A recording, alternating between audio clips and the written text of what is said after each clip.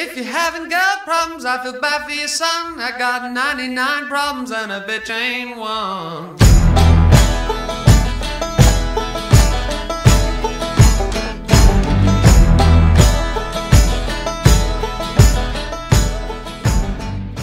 Hello everybody, Donlinedude here, and welcome to my review of Wolverine by Claremont and Miller. When I first saw Wolverine, one word ran through my mind. Awesome. I was taken in by the metal claws, the colourful costume, the nifty healing factor, and that badass voice. This guy was the epitome of awesomeness to my 8-year-old self, and while Spider-Man has and always will be my favourite superhero, Wolverine has clung steadfast as a close second while the lower positions have fluctuated. And sure, all of those things I've listed are part of what makes the character so fun to read, but what really draws me to Wolverine is his personality. Chris Claremont and Frank Miller's 4-issue mini is often touted as the definitive Wolverine story. Part of the reason for that is because this story was the first to really get inside Logan's head and give us the full picture of who he is. This is, after all, where we got the classic Wolverine line, "I'm the best there is at what I do, but what I do best isn't very nice." Sorry, I just had to do that. As Flash Thompson said in Venom issue 36, everyone has a quote-unquote gimmick that defines them, and that's certainly true if you're talking about comic book characters. Spider-Man is defined by his overwhelming sense of responsibility, Superman for his unadulterated altruism, and Batman, well, Batman is a little more complicated to explain. Anyway, Wolverine has the distinction of being defined by 3 different elements of his character, but they all mesh together brilliantly, and it's the way Chris Claremont works them into the story that makes it so memorable. First of all, Logan is a man who is constantly trying to improve himself. Even if he never truly accomplishes this goal, the key thing is that he always tries. Logan comes to realise this over the course of the mini, and it's through this epiphany that he rediscovers his own humanity, proving both to himself and others that he is not an animal. The second character trait is that Wolverine is willing to use lethal force against his enemies. This is a trait that has come up time and again in Wolverine lore, but Claremont uses it to showcase another aspect of Wolverine that serves the story. While it's debatable whether or not killing is ever the right course of action, the fact that Logan is prepared to do it signifies that he is at least willing to make sacrifices. The third and final trait is Logan's Berserker Rage, the feral state that he can't control, and as a side note, I think it's interesting that Wolverine made his first appearance fighting the Hulk, who has a similar problem. Aside from the fact that it allows for some pretty intense fights, the Berserker Rage is used to question Logan's humanity, to ask whether he's a man or simply an animal at heart. Now we, the reader, know the answer to this question from the start, thanks to the excellent narration from Wolverine that engrosses us in his character, and helps to make the events that follow all the more impactful.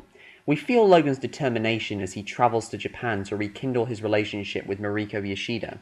We feel his pain at being defeated and humiliated by her father Shinjin, and his anger when he discovers his friend Sano dead by his lover Yukio's hand, not to mention that she's been working for Shinjin the whole time. And if that weren't enough, there's also the extremely visceral dream sequence that shows us Logan's deepest fear, that he isn't worthy of Mariko because he's nothing more than an animal in human form. Wolverine's 2 love interests in this story are also very interesting. They represent 2 different sides of his character. Each wants and encourages the side they represent, and they're both also fully realised characters themselves, rather than just being plot props to get Wolverine from point A to point B. They're essentially Wolverine's answer to Mary Jane Watson and the Black Cat. You could almost say that one wants Logan and the other wants Wolverine. Mariko wants Logan to better himself, to be a man of honour.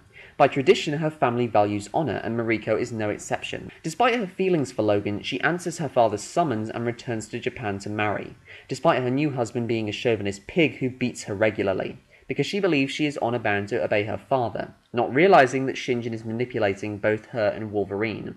At the climax of the series, Mariko's naivety fades when she witnesses her father's cruelty and selfishness. Her husband Noboru uses her as a hostage to save his own life from Wolverine, and Shinjin does nothing to stop him. Then there's Yukio, an assassin for hire. She falls in love with Wolverine despite her mission being to manipulate and later kill him, and despite her reprehensible actions, she's still sympathetic because she truly loves Logan. Yukio wants the exact opposite of what Mariko wants. She doesn't want Wolverine to change, she wants him to stay the way he is, to accept his nature since she's something of a wild woman, being described by both Wolverine and herself as a tigress. She cooperates with Shinjin since she believes Mariko isn't worthy of Logan's love, seeing herself as his perfect partner. Wolverine himself admits that the chemistry is perfect, but the reason he chooses Mariko in the end is because, at his core, Wolverine wants what she wants, to better himself. Yes, he says he can't forgive Yukio for killing Asano and manipulating him, but putting all that aside, I doubt Wolverine would ever have been happy with Yukio. During the brief time they're together, Logan, passed out on the ground from drinking so much, is saved by Yukio from a group of the Hand Ninja, who are also working for Shinjin. She tries to wake him up, only for Logan to drunkenly mutter Mariko. But Yukio, the air quotes bad girl of the two, isn't evil, nor does she become an obstacle to Logan in the end. In fact, she tries to kill Shinjin herself, and when that fails, she kills Nubaru, saving Mariko's life.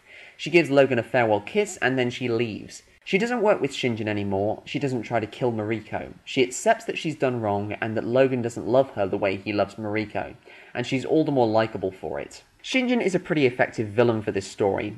He maybe doesn't have the presence of Saber-Toothed, Lady Deathstrike, or the Silver Samurai, but it works anyway because Wolverine's very character is the focal point, not him facing off against a new enemy.